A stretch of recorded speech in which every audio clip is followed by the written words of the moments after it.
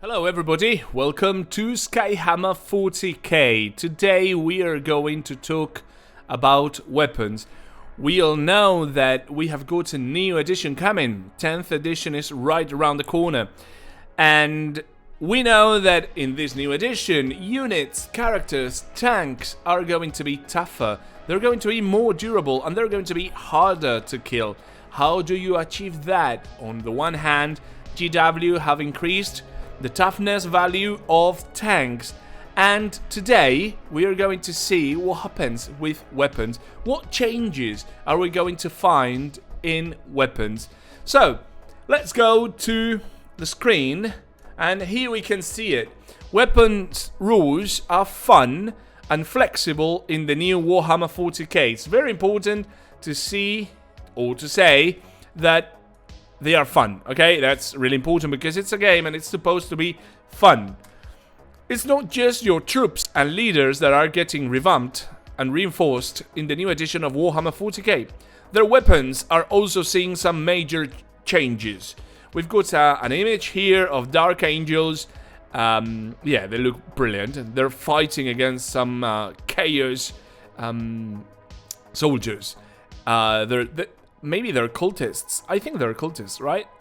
Up until now, your guns were divided into several categories: heavy, rapid fire, assault, and so on. In the new edition, these classifications become weapon abilities. So we don't have different categories of weapons. All weapons are going to be the same, but they're going to have different abilities. This change allows weapons to behave in more varied ways than before, without increasing the number of rules you need to learn. A bolt rifle has both the assault and heavy abilities, for instance, meaning it can be fired on the move or braced for extra accuracy as needed.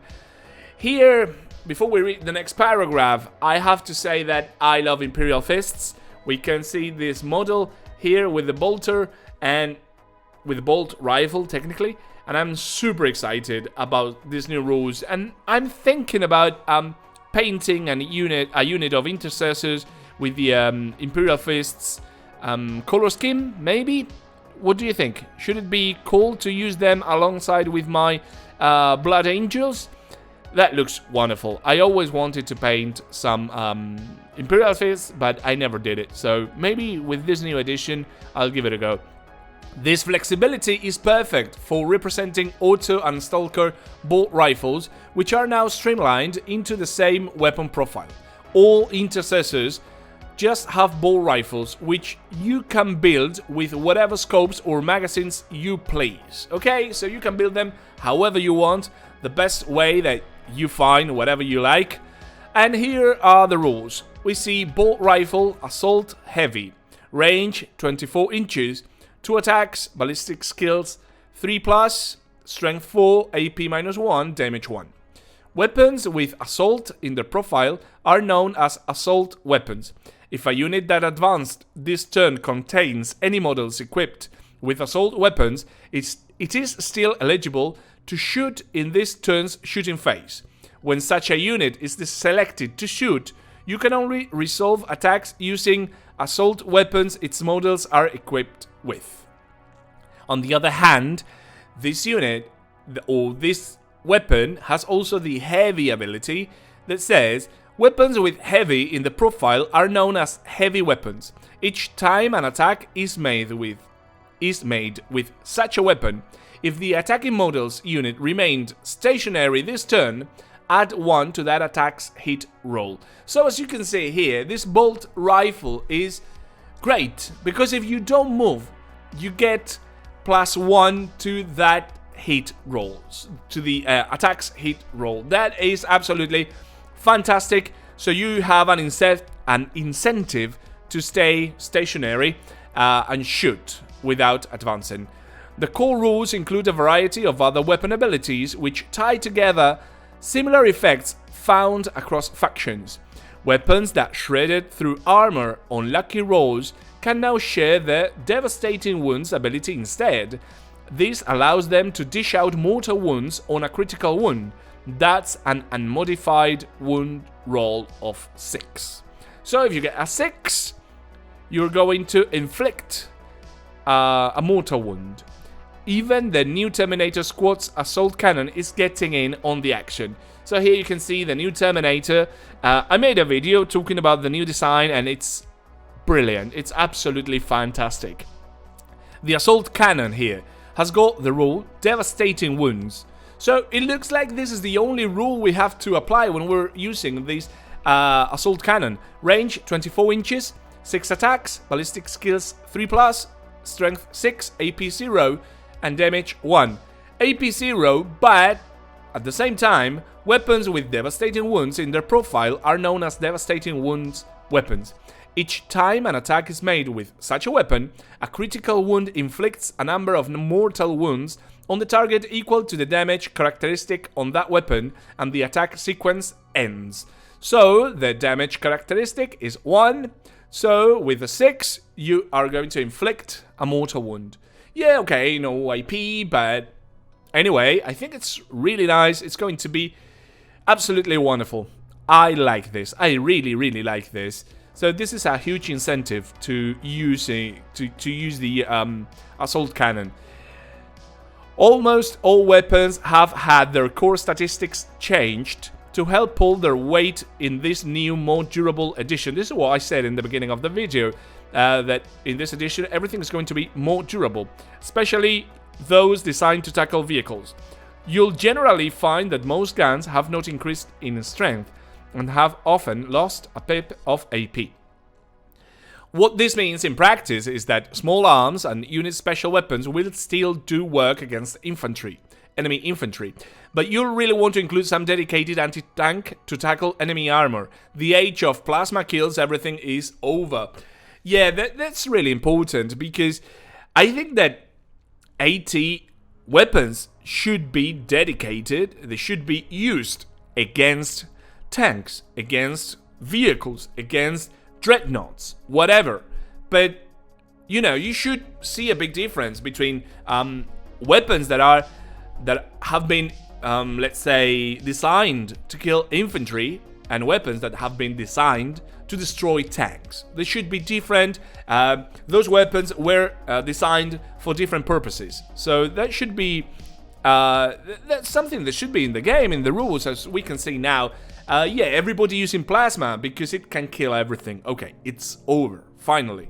The Melta rifle, for example, gains a bump in strength, and the Melta rule to boost its damage at short range, while Hammerhead's infamous railgun soars to strength 20. I have to say that some editions ago, I don't remember if it was 5th edition or 6th or maybe something like that. I don't really remember because I played all the editions since 3rd edition, since the beginning of 3rd edition. And, you know, sometimes I mix some ideas from maybe 4th edition to 5th edition, whatever. But I remember that railguns could destroy vehicles. They cut through tank armor as if it was just paper. Okay, so with one shot, they could insta-kill your Rhino, your Predator, your whatever. They could kill almost everything. So it's good. It's good that now vehicles are going to be more durable, but at the same time, the railgun is going to be strength 20.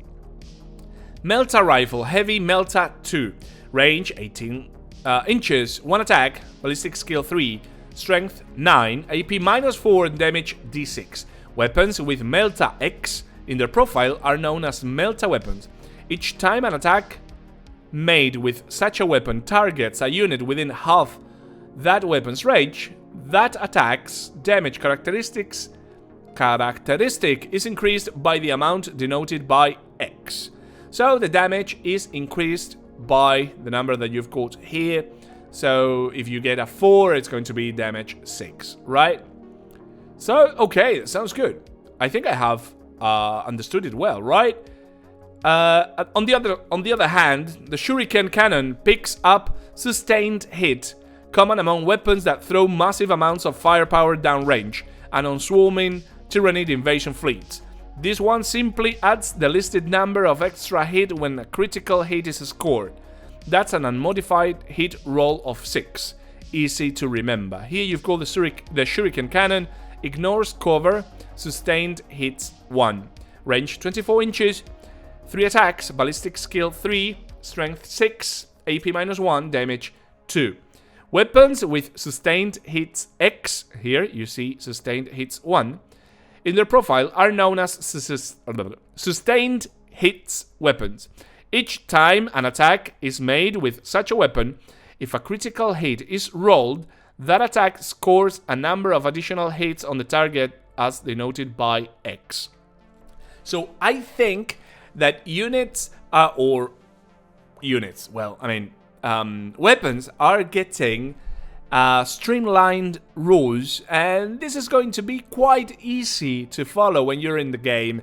You won't have to go through different pages, different rules and books and everything. You're going to have all the information right there. It's going to be much easier to play, much easier. Melee weapons can also have abilities, including a blast from the past. Twin Linked is back. Twin Linked, okay, you remember that from a previous edition. We didn't have that in 8th and 9th, but now it's back. This classic rule is now found on ranged and melee weapons alike, and confers a reroll to wound. In recent editions, many weapons that used to be twin-linked were instead treated like two guns tapped together, which had a serious impact on balance. This change makes them more reliable rather than twice as killy. So we are getting back the classic rule of twin-linked weapons. I always thought it was a little bit weird to re-roll a hit when they missed, but in 8th edition they were two independent weapons, so it was way too much. It was way too much. So Auto Bolt Storm Gauntlets. Range 18 inches, attacks 3, ballistic skill 3+, strength 4, AP 0, damage 1. Power Fist, twin linked. Melee, attacks 3, weapon skill 4, strength 8, AP -2, damage 2. So I think it's the first time that we see melee weapons with the twin linked ability, keyword, whatever. I think it's the first time, isn't it? I don't know if I can... I don't remember. I cannot recall any weapons in the past that had twin linked in melee. Maybe if you remember something, or if my memory is so bad, which indeed it is, it's super bad, just leave a comment below. Alright, but okay, it's interesting.